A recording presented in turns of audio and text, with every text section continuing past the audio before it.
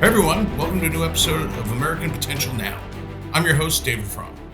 If you're new to these Now episodes, they're a little different from our usual format, shorter, quicker, and focused on what's happening right now. And with us celebrating Independence Day this weekend, it's a good time to talk about the freedom that comes from government stepping out of the way to allow Americans to achieve extraordinary things. That's why today we're discussing the big news, that the One Big Beautiful Bill has officially passed and been signed into law by President Trump. If you've been listening over the past few months, you know we've done some episodes talking about a part of that bill, the Tax Cuts and Jobs Act, or TCJA, which originally passed back in 2017. If you haven't caught those TCJA episodes, you can go back and watch them. TCJA was able to provide major tax relief for small businesses and everyday Americans. You might even remember hearing when the tax cuts first went into effect, companies handing out one-time bonuses to their employees.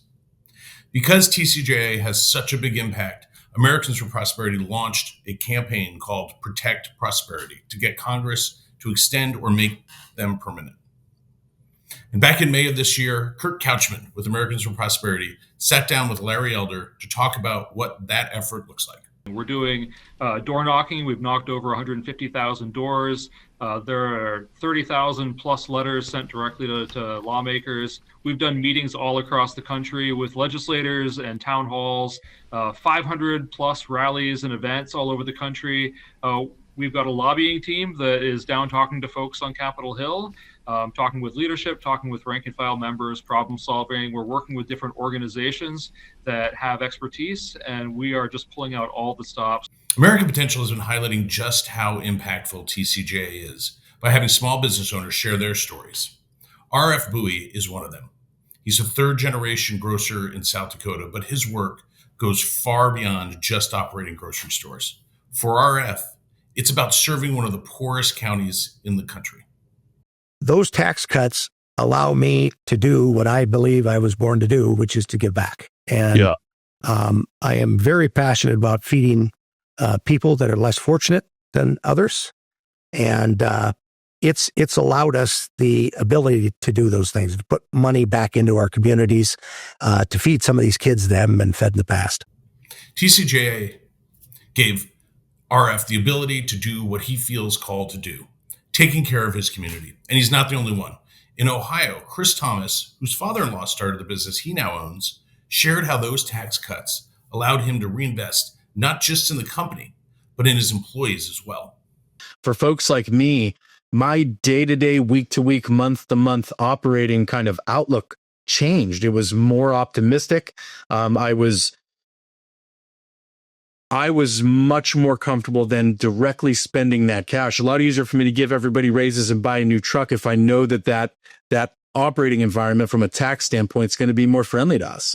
Those things, the smaller the business, especially, and I'm not sure if I'm unique here in the Northeast, kind of in the Rust Belt as we call it, but it gave me better outlook for, I know the clients that I work for are going to have a better outlook from a tax standpoint. So it what it does is sort of, it shows stability in the whole market, and that allows all of us to operate a little bit more comfortably. Now that this bill is passed, it's got to feel like a weight has been lifted for business owners across the country like RF and Chris. They're no longer left wondering what the future holds when it comes to these tax cuts.